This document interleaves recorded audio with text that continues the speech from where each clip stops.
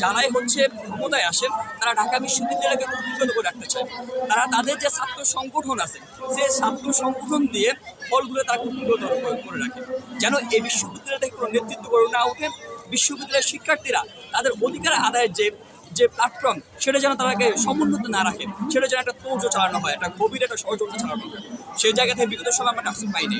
কিন্তু এখন যে 24শে জুলাই বিপ্লব, আপনি বলতে পারেন যে এই যে জুলাই বিপ্লব সেটা যদিও প্রথম দিক থেকে কোটার জন্য শুরু হয়েছিল, কিন্তু যখনই ছাত্রলীগ আমাদের 15 জুলাই আমাদের উপর হামলা করেন তারপর দিন থেকে শিক্ষার্থীর যে মোটিভটা যে মোটো সেটা চেঞ্জ হয়ে যায়। সেটা এই যে দীর্ঘদিন ধরে হলে হলে শিক্ষার্থী নিপীড়ন নির্যাতন, হলের মধ্যে গনরুম গেস্ট রুম কালচার, হলের মধ্যে শিক্ষার্থীর যে দাসত্বের যে জীবনটা যে জিন্দিগি তারা লাভ করে আসতেছেন, সে দাসত্বের জিন্দিগি উপরে ফেলার জন্য নতুন একটা স্বাধীন মুক্ত পরিবেশে বাঁচার জন্য তারা লড়াইটা শুরু করেছিল। এই যে লড়াইটা তারা কিসের মাধ্যমে আসবে, সেটা একটা ছাত্র সংসদ নির্বাচনের মধ্য দিয়ে একটা প্ল্যাটফর্ম থাকবে। আপনি দেখেন 19 সালে আমি এসে ডাকসু পেয়েছি, তো ডাকসু যখন আসলো তখন ওই যে যত রাজনৈতিক সংগঠন আছে, ছাত্র দল বলেন কিংবা অন্যান্য সংগঠন, ক্ষমতাসীন ছাত্র সংগঠন, তারা ওইভাবে যে দাসত্বের যে কালচারটা তখন ডাকসু চলাকালীন সময়ে তারা দাসত্বের কালচারটা সঠিকভাবে অ্যাপ্লাই করতে পারে নাই। এটা হচ্ছে একটা বিষয়। তো সেই জায়গা থেকে শিক্ষার্থীর যে দাবি, যে আকুল দাবি, সেটা হচ্ছে যে তারা একটা শিক্ষার্থীর কথা বলার একটা প্ল্যাটফর্ম চায়, যে তাদের অধিকার নিয়ে কথা বলবে। তারা হচ্ছে গিয়ে কি যদি ডাকসু হয়ে যান, যদি আপনার শিক্ষা প্রতিষ্ঠান কেন্দ্রে আপনাকে শিক্ষার্থী সংসদগুলো নির্বাচিত হয়ে যান, তাহলে সেখানে আপনার যে রাজনীতি কেন্দ্রিক যে বিষয়টা সেটা আপনার সেখানে থাকবে না। তো সেই জায়গাতে আমরা বলতে চাই যে কি প্রতিসম্যের দরকার। এখন কোন দল চাইলো কি চাইলো না সেটা শিক্ষার্থীর দর্তব্যের বিষয় না, শিক্ষার্থীদের যে প্ল্যাটফর্ম সেটা অবশ্যই নির্বাচিত হবে। সেটা বিষয়ে যে বিপ্লব পরবর্তী যে আমাদের প্রশাসন তারা অধিষ্ঠিত হয়েছেন, তারা শিক্ষার্থীর যে পালস সেটা বুঝে হচ্ছে তারা আগামেন, এটা আমাদের একমাত্র প্রত্যাশা।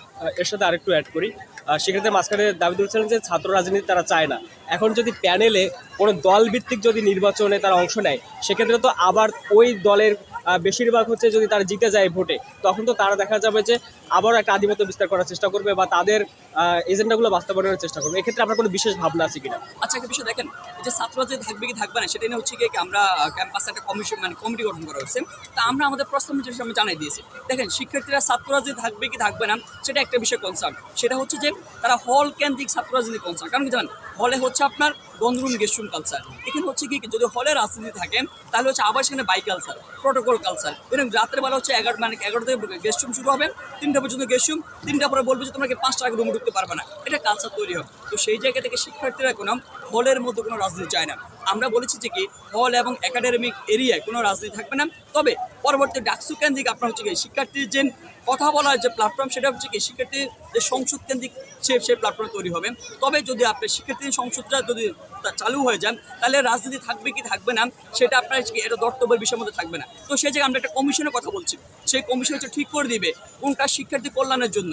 এই যে 24শে জুলাই বিপ্লব পরবর্তী আপনার যখনই কিছু করতে চান, যাদেরকে উদ্দেশ্য করতে চান, তাদের পালস বুঝে আপনার করতে হবে। শিক্ষার্থীরা যেটা চান, শিক্ষার্থীরা একটা মানে তাদের একটা দাবি জানাইছে প্রশাসনের কাছে, আপনার কমিটি গঠন করে দেন।